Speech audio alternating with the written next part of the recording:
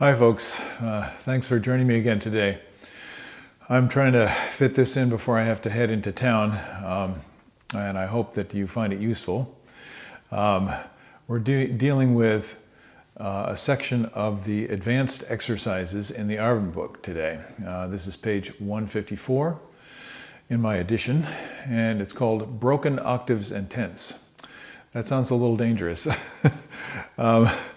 So I'm just going to kind of practice through some of these, give you a few tips, and hope that when you apply these ideas, you might find your way. Now, I should preface this by saying, now we're at the point where we're doing much larger intervals. We're doing octaves, tenths, and eventually you can go to 2 octaves or 3 octaves slurs, which if any of you have been watching Mr. Vizzudi's videos, you can see someone with a high level of skill doing these kinds of things. But the important thing is to realize in order to be able to get to that point of having a real mastery over yourself, over your physical skills, in order to be able to play at that level, you have to start with simplifying everything. And that means going back to the basic exercises and not getting too advanced too soon. So if you find these a little bit too difficult and you can't make progress with them, back it up a little bit. Go back to the initial exercises in the book, to the basic slurs, and work on those until they're perfect, until they're fun and enjoyable, and you're kind of rejoicing in the result that you're getting. Now, I don't know if I'm going to be rejoicing this morning, but let's see how it goes. This is number 8, which is the first one. It's marked 88 as a suggested tempo. That's a quarter note beat, so I'll play a little bit of it that way, and then hopefully give you some ideas that might make it easier to get the job done here.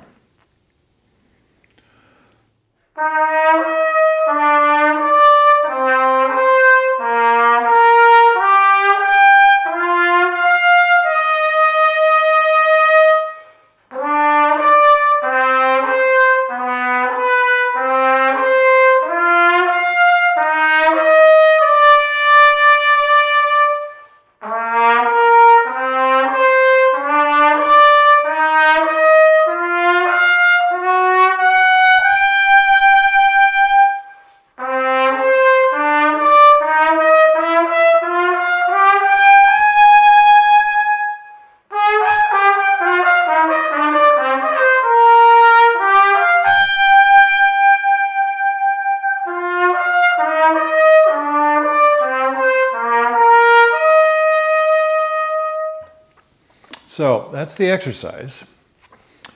How do we use it to help our playing? That's why I'm making these videos. You get the exercises, like what do you do with them? So I'll just tell you a few things that I do. If there are things in your system, in your physical coordination, in your skills, that are working perfectly, you know it. You can play the trumpet.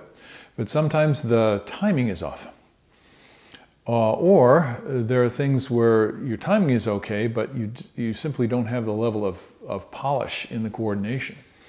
And we're talking about a serious refinement in order to be able to do these kinds of slurs. But I want to think about the musical goal first. Because when we start thinking about the physical, technical things, then we start thinking, how do I do that? And no one can explain it to you. You have to taste it and then cultivate it and grow from there. So, this is a challenging instrument, and that's one of the reasons why many of us like it. It's like, we like a challenge. Well, we only like a challenge if we can be successful at it. If you feel like you can win sometimes, then it's worth the challenge. But let's take a look at it from a different point of view. Every one of these little exercises that Arvin writes is music. Well, where's the music? He always writes a melody. It's very rare that he only writes an exercise, just a pattern, like the Clark studies or some of the things in the Schlossberg book where it's just a pattern over a scale or something like that. He always feels like it's necessary to write a melody, and I'm grateful for that. So where's the melody? In this one, it's pretty subtle. Here it is.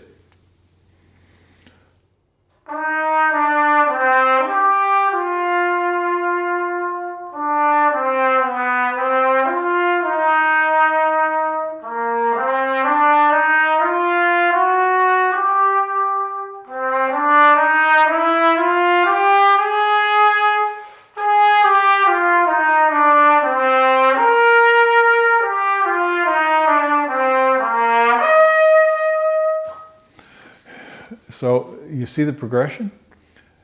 It's hiding. But here's the thing. If you play the melody on purpose, it makes this a lot easier. Now, of course, I was playing the lower notes. You could play the upper notes. And sometimes it gets a little bit confusing, but see if you can find the line, the actual melody. I'm going to play number 9, and now all he's done, and this is very typical of Arben, is he's increased the speed a little bit by going to 8th notes instead of quarter notes. So the tempo, he recommends 80 to 96. So I'm going to leave it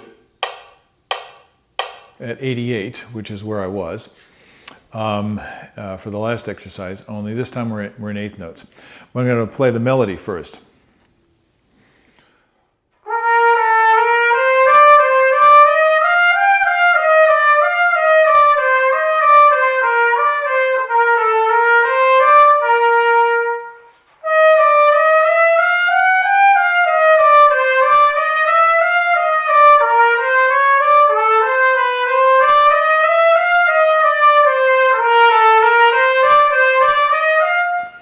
You see, it's kind of, he's done a simple ABA form here.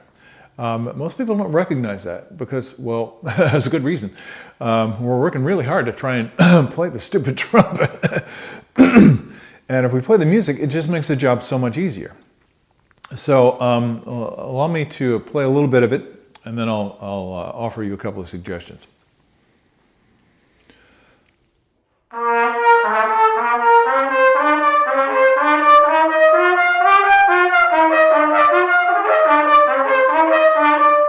Now you see I'm pushing too fast.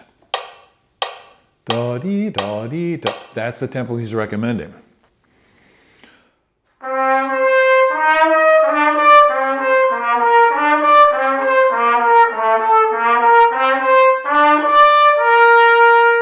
Okay, now I've got something sweet, and you want to cultivate that fruit, that sweet, delicious taste.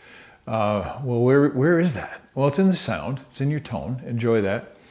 It's in the sense of gliding as you're playing through the note instead of holding on to the notes.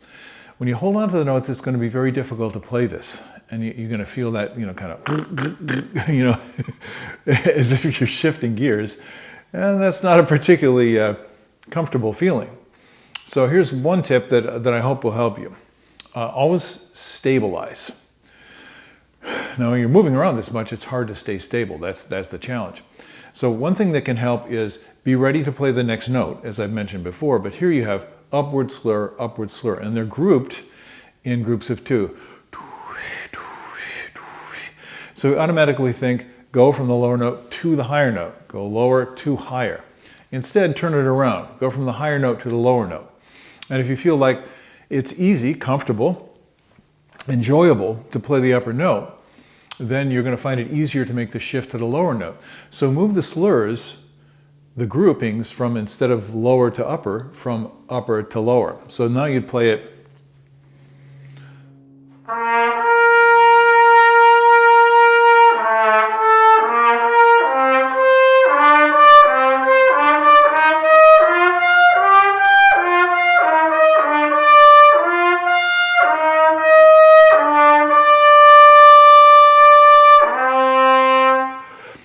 You see what I'm doing?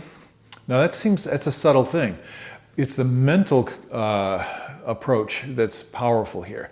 You're actually intentionally slurring from the upper note to the lower note. It's not that you just change the slur markings. It's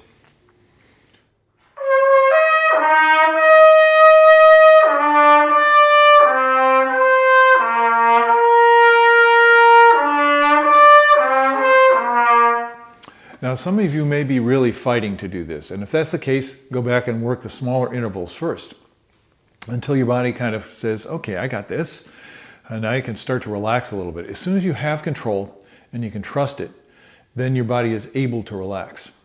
When you don't have control and you know it, and you're trying to force it, your body is not relaxed, and you have to be in the flow in order to play these exercises. They're really flow studies that just go over a larger range. So what's another thing that can help? there's a situation, a drama that's going on in the early part of the Bible. It's right after the fall. Adam and Eve have been fooled, and as a result, they've betrayed their trust in God. They failed in the relationship, and now they're hiding. And God comes to the garden, and the first thing he says is, "Where are you, Adam?" And I think that's very powerful, because Adam is hiding. He's afraid. He senses his vulnerability. He knows that somehow he feels his nakedness, and he's never felt this before. So he's kind of in shock. And it's not like God doesn't know where Adam is. He's with Adam, even though now Adam doesn't feel like it anymore, there's the tragedy right there. God asks Adam, "Where are you?" because he wants Adam to experience where he is. He wants him to be there and feel it. And that's exactly what we need to do when we're playing. So when I play a note, I want to ask myself the question, that big question, where am I? Yes. Am I flowing? Am I balanced? Am I smiling? Not with a smiling embouchure, but am I smiling on the inside? Am I feeling free? Or am I feeling work, drudgery, discomfort, struggle? Some of us, being who we are, like the struggle. And, that's okay, but we don't want to stay there for our whole lives. You're looking for freedom. You're looking for a release. I use this technique a lot, and I talk to you about it a lot, and I'm going to keep coming back to it.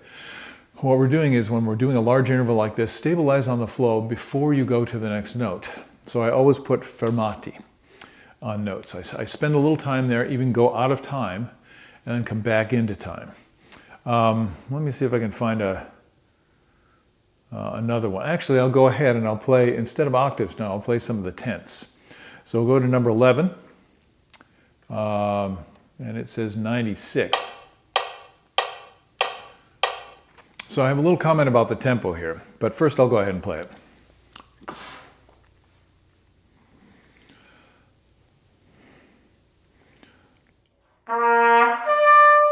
I'm getting self-conscious, so I'm not allowing myself to get into the flow.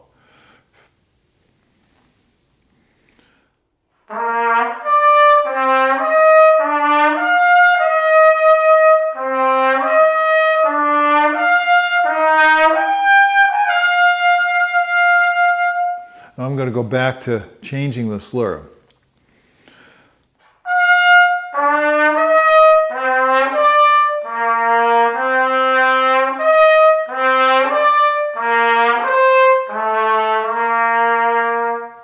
So I played the next passage and I reversed the slur. But if you look at it closely, he's already done that. So Arvin is really a genius. He knows what he's doing. First he has to do upward slurs and then downward slurs, just as I mentioned before.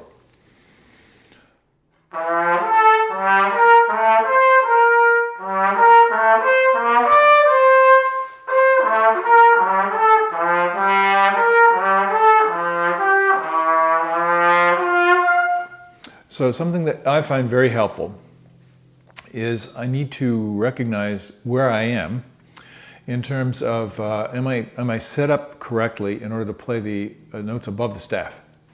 So the range here is from the low F sharp to the A above the staff, I believe. Yeah. And what that means is I need to be, in order to be able to travel easily, to glide from the lower note to the upper note or vice versa, I need to be set up comfortably to play both of those notes. And most people are going to have trouble with notes above the staff. So it's good to set up for those notes. But you need to be flexible enough so that you easily can make a transition to the notes above the staff or on top of the staff, down and back up again. Now that's kind of obvious. So sorry for wasting your time to point that out. But sometimes we're not aware of what the struggle is because we're thinking note, note, note, note instead of the connection between the notes. So all he's done here is make the interval larger and therefore more difficult. Now what I'll start doing is I'll start playing with the tempo, as you've heard me doing all along. And this is important. I said I was going to go back to tempo. Unfortunately, this time I remembered to do that. So this was 96. That's a quarter note.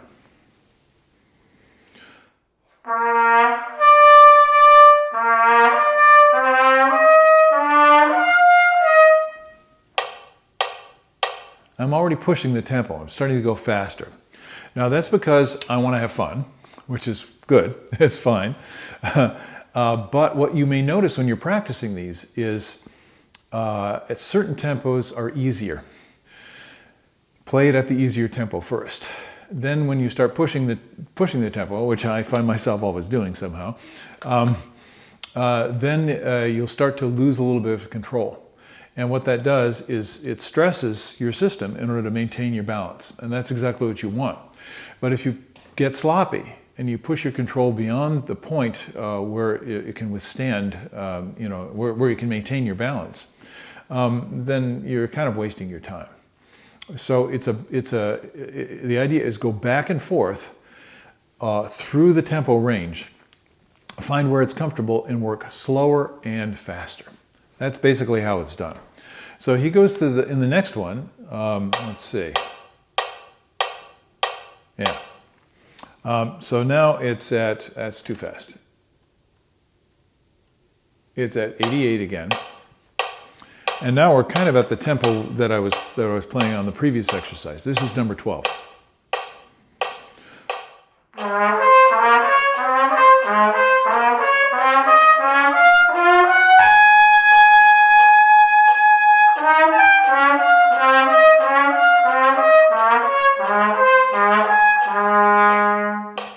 So I'm just giving you these as examples.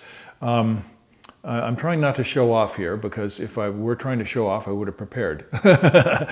So I could do it flawlessly. But I'd rather let you hear what I'm having trouble with and then explain the issues.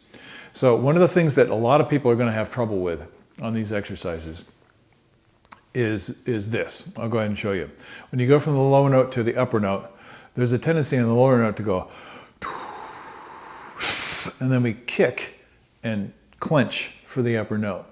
So the vibration doesn't stay free. Now, most trumpet players play like this. So as the intervals get bigger and bigger, it gets more and more difficult to play the upper note. And then it gets more and more difficult to go back to the lower note. So this is a complicated physical coordination.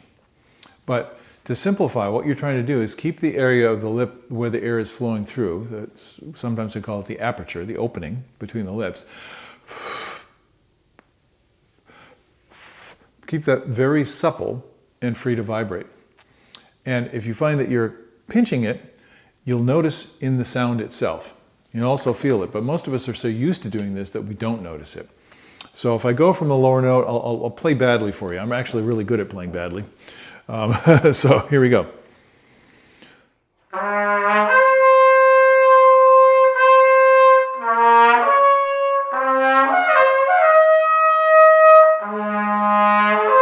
So I'm going, and as I go up, I'm clenching with the lip. Now, don't get me wrong.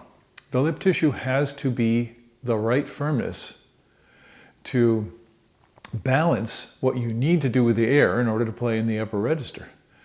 And it has to be able to vibrate freely at the same time. So what most of us do is we sacrifice the vibration, and then in order to get the sound to work better, to sound better to our ears,